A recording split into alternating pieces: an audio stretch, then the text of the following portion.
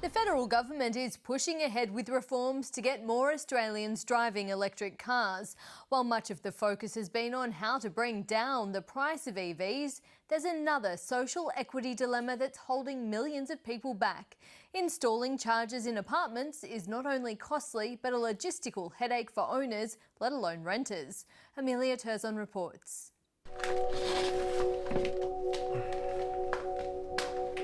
This power cord is the only way that Mauricio Perez could charge his electric car at home. He rents a third-storey apartment and his Tesla is down in the building's car park below. Given the safety issues that are involved, it's probably not acceptable. What if someone trips over the cable? There's no charger near Mauricio's car, despite him requesting one. I just wanted a simple power point, but even that involved getting access to the mains and then putting in a circuit and getting an electrician. Works in car parks inside high-rise buildings need approval from the entity that represents owners. Most body corporates only meet once a year and they need to vote on who pays for any new infrastructure. It would just take too much time to do. It'd probably happen within about 4 or 5 years, but maybe not within my tenancy life cycle. With 55,000 Australians now owning EVs, tech companies are installing more personal chargers. It's typically 95% in freestanding homes and 5% in apartments. Russ Shepherd's heart sinks when he gets a call from potential customers in apartments. The biggest challenge is navigating the body corporate approvals to be able to get the point where one of the installers can turn up and actually install the charger.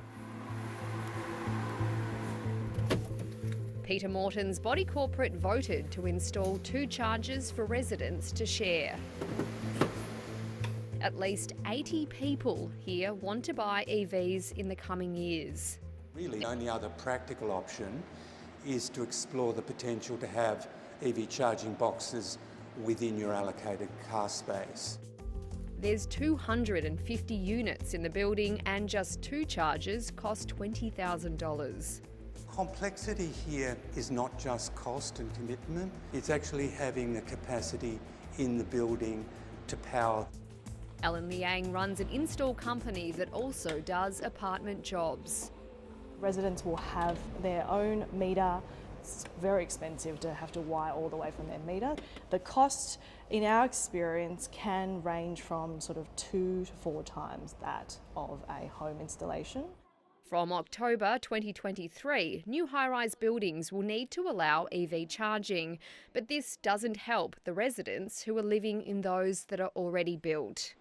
EVs give people access to cheaper fuel, and it's something that apartment owners shouldn't not have access to just because they live in an apartment. 2.2 million Australians live in apartment complexes. Many of them are renters. Advocates say if we don't ensure they all have home charging, then they could be left behind. If we want them to have access to electric vehicles and to make their contribution to reducing climate change, then this most definitely is an equity issue. Mauricio Perez is making do with public charging. So we're pulling up to the council car park right now. It's a game of potluck, especially on Saturday mornings. Yes, there is nobody there. He runs errands while his car fills up, but he'd love the convenience of charging at home, helping the climate as Australia powers ahead.